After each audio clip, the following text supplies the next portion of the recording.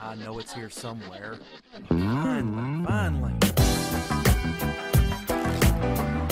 Oh, it's time for the doctor.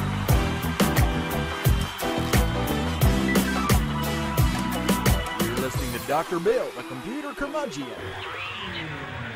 Take it away, Doctor. Well, it's that time again, and the doctor is in. It's time once again for Dr. Bill, the computer curmudgeon. And this week, once again, we are proud members of the Tech Podcast Network, techpodcast.com. If it's tech, it's right here on Dr. Bill, the computer curmudgeon. We are also proud members of the International Association of Internet Broadcasters. Yes, and it's gonna be an interesting show today, because I have some interesting stuff. And sometimes when I come in here to do the show, things start falling on me. There's just too much junk in here, and it falls and it makes noise and annoys me. So I'm annoyed. Yes, humanoid. Goes back to an old Star Trek The Next Generation thing where Guinan is talking to Data, and he says, I'm a noid and you're a droid. Never mind. Anyway, so we had our first patron on Patreon. Dude, I appreciate it. I appreciate you becoming a patron. Now, being a patron is awesome because it means you own a piece of what we do here at the Dr. Bill Show, so to speak. At least you contribute toward it. And contributing toward it encourages me to continue and to keep doing it. And I've been doing this now for almost 10 years. With nobody being a patron up to now. It's kind of sad, actually, when you think about it. 10 years! It'll be 10 years in June. It's not quite there yet. We're getting closer. But at any rate, I would be excited for you to become a patron of the Dr. Bill Show. This show. Because what it would do is it would give us the financial wherewithal to get more stuff, to not only make the show more professional. I mean, there's only so far you can go, given that I'm the one doing the show, but you know what I'm saying. We could have more professional equipment, and we could have equipment that we could bring in and test. And I can tell you how things work. This is a mouse. You move it, and things move on your screen. Wow. Anyway, you get the idea. And it would be things that are more interesting than a mouse. This is a wireless mouse, though. It's not bad. It's actually a Microsoft wireless mouse. Whoa. More about Microsoft later. This is going to be a very Microsofty show today. So prepare yourselves. Anyway, first item. So if you would like to be, first of all, let me say, if you would like to be a patron, I encourage you to go to our Patreon page, which is as shown here on the screen, patreon.com/Dr. Bill. Okay? Or you can go to our website, drbill.tv, and click on the little banner thingy there over to the right-hand side. And I'd greatly appreciate it. You know, if it's only $1 a show, $3 a show, $10 a show, I don't care, whatever. Whatever the show is worth to you. I'm beginning to sound like, NPR stations. Whatever this station means to you. Yeah. Anyway, I actually like some NPR shows. I'm a big fan of the Car Talk guys. And, Wait, don't tell me. And other shows of that ilk. At any rate, first item that we have this week is there will be a new Mega Man, but it will be without Mega Man. What? Well, it's the successor to Mega Man by the guy who created it originally, but it's called Mighty Number 9. Which is not Mega Man. So, but it has its spirit. Anyway, it is scheduled for release date of September the 15th. They have officially announced the release date. So this is by, I'm looking for his name, Keiji Inafune is the guy who created this new Mighty Number 9 game. And the release date, September 15th. And that's going to be cool. So I'm kind of anxious to see what that's going to be like. Be very, very interesting. Okay, let's start talking Microsoft. Now, normally, you know, I go off on Microsoft and talk about how they're the evil empire and out to take over the world, which they are, no question. But they had some interesting things that they talked about this past week. Microsoft now is adding malicious ad blocker code to Internet Explorer. So if you go to a website in Internet Explorer, now this is not yet, it's to be released, okay? And this will be cracking down on misleading and frequently malicious advertisements on web pages. Things that just pop up and take over your computer and do terrible things. Microsoft is going to start blocking them and say, this website's been reported as unsafe, and allow you to choose, do you want to actually continue, even though it's incredibly not recommended, or do you want to go back to your home page or somewhere else? So, good on Microsoft for finally getting up to speed. You know, Chrome already does this. Microsoft probably went, maybe this is a good idea for us. So anyway, onward. Microsoft had an event this past week called Microsoft Build. It's for developers that want to build Microsofty software things. And they are releasing a new, as they had previously announced and I've previously talked about, a new product called the Hololens, which will allow you to have holographic items floating in the air in front of your face and positioned around your room. You'll be able to even interact with a virtual dog, as they show in the demo. What? So you can have your own pet virtual dog. I suppose the advantage is he wouldn't be making any messes, since he's virtual. But, you know, virtual things can mess things up. Note, Fred. Yes, Fred, you have messed things up. I've seen you do it. Usually maliciously. Speaking of malicious code. Yeah, well, we all have issues, Fred. Yeah. Well, I do. I have messed things up too. But I'm talking about virtual things. I'm physical. Okay. Anyway, so the HoloLens demo, you should see this demo. You should play the video that I have here on the blog, the HoloLens demo on stage at Build 2015. It's really quite interesting. I'm fairly impressed. Then they talked about, on another video that I have here, the Microsoft HoloLens, when they introduced it, they talked about the hardware. Now, the cool thing about it is, you know, most computers these days have a CPU, obviously, central processing unit. They also have a GPU, graphics processing unit. They're also, that was my phone making loud noises. They also, now in this new HoloLens thing, they have an HPU. Yes, a holographic processing unit. Dude. And they have sensors all around it that way when you move your face, you know, and orient it, they know where to put things in the virtual world. It's so cool. I really want to play with this. I'm kind of jazzed about it. So the HoloLens comes with a CPU and a GPU and an HPU. Doo-dah, doo-dah. So, also, the hardware for this is quite interesting in that it is powerful in and of itself, but it also connects to the cloud.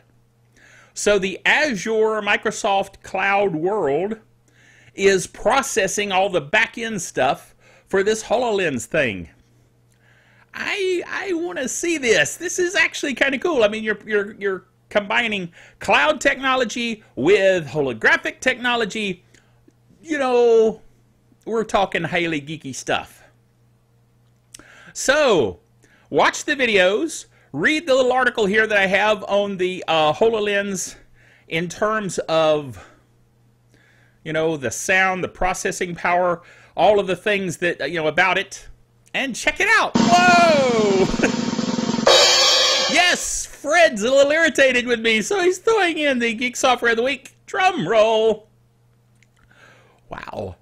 The Geek Software Week this week is Antibody Software's Wizmouse. Whiz. You know, Zoom. No, it's not what it's for. What it's for is it makes your mouse wheel behave. Have you ever had a mouse wheel that didn't behave? Then this software might help you. It scrolls windows under the mouse without having to click first. In other words, without selecting the window, you can scroll with your scroll thing, wheel thing. It enables the mouse wheel in applications that don't support mouse wheels. How cool is that? And it will optionally reverse the mouse wheel direction like in OS X Lion's natural scrolling. So cool. Now this is for Windows. It does it like OS X, but it's not. So it's for Windows, and it will work with most mices. But Logitech mice users take note. Some users have reported issues when using the Wizmouse with the Logitech mice. Appears to be caused by conflicts between the Logitech mouse driver and the Wizmouse software. So make note of that in case you want to try it. But it's cool. It's a freebie. Totally free. Try it out. See what you think. All right, now on to interesting things that we found out this week about the Apple Watch. You know, we've slapped Microsoft around a little bit. We're going to slap Apple around a little bit. They released the Apple Watch, and generally people went, eh. But there were some that were interested. The thing is, if you have tattoos on your arm, then the Microsoft Microsoft mouse is what I was looking at, but it's not what I'm talking about. Like I said, Fred, see, sometimes I mess things up. Yeah. Maybe so. Anyway. Good old Fred. He's always pulling for me. Yeah. So, the Apple Watch. That's what we're talking about. The Apple Watch doesn't work well if you have tattoos on your arm. Now, if you have wrist tattoos that are in the location where your watch, boy, I'm fixated on this. Your Apple Watch would be, if you have a tattoo where your mouse would be, that's really weird. But I think you have problems beyond having a problem with your Apple Watch. It's just my opinion. You note that I have no tattoos, so I don't know what I'm talking about. So just chalk it up to that. Okay? And no, the blotches on my skin don't count. That's just age. And the Apple Watch apparently works with old people, so that's okay. Anyway, 9to5Mac reports that Apple has confirmed reports of problems with the Apple Watch on tattooed wrists. The company has quietly updated the support page on the heart rate functionality of the watch, saying, if you have permanent or temporary changes to your skin, such as tattoos, this can impact heart rate sensor performance. The ink pattern and saturation of some tattoos can block light from the sensor, making it difficult to get reliable readings. So keep that in mind. Okay, now a little bit of geek culture. You know, I think Apple Watch people probably do have a tendency to have wrist tattoos, so they should have thought of that, Apple. Anyway, I'm just kidding. So, little geek culture here. Microsoft wants to guess your age.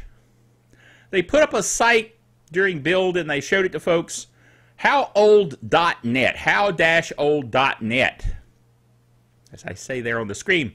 And what it does is you upload a picture of yourself or someone else, and it will guess the age of the person in the picture. Now, I uploaded a picture of myself,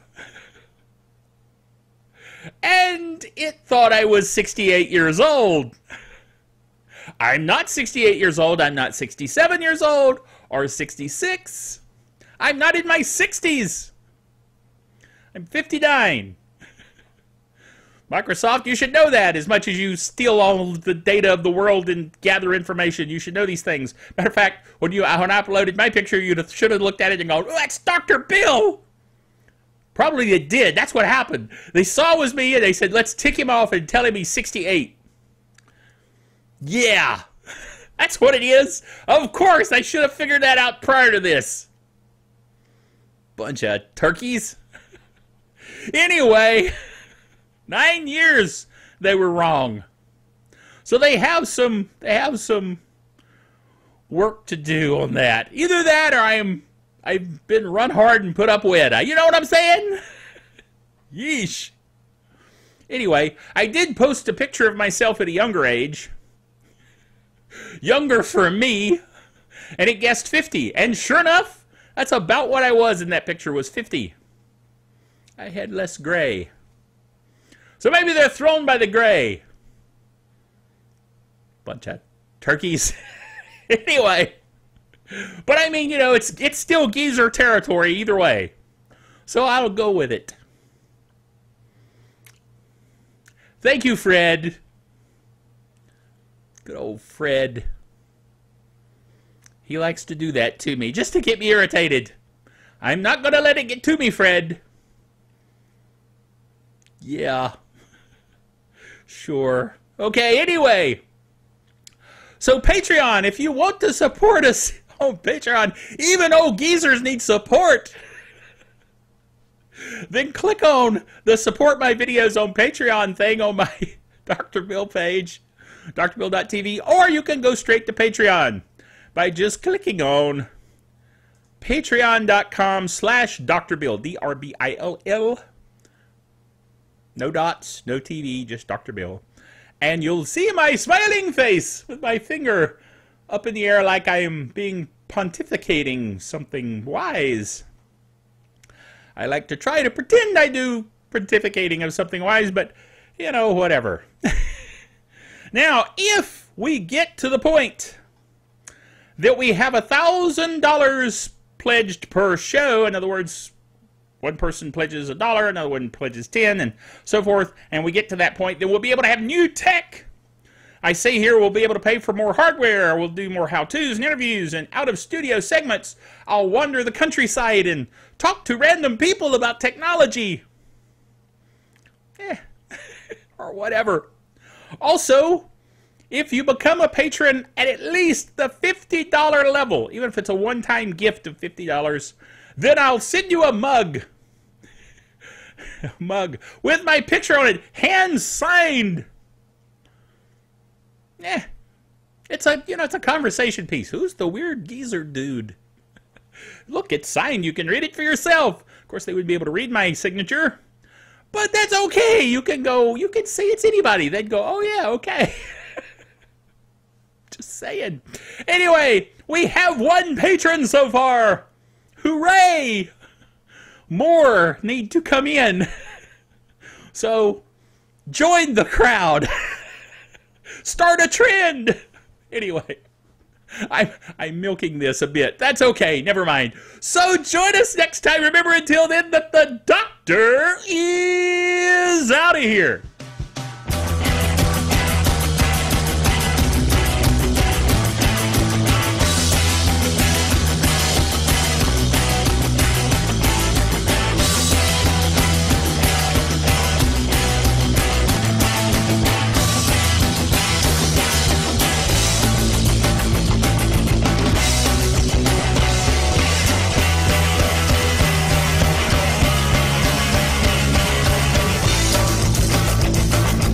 Dr. Bill, the Computer Curmudgeon, is a production of DrBillBailey.net with all the honors, rights, and privileges thereunto appertaining.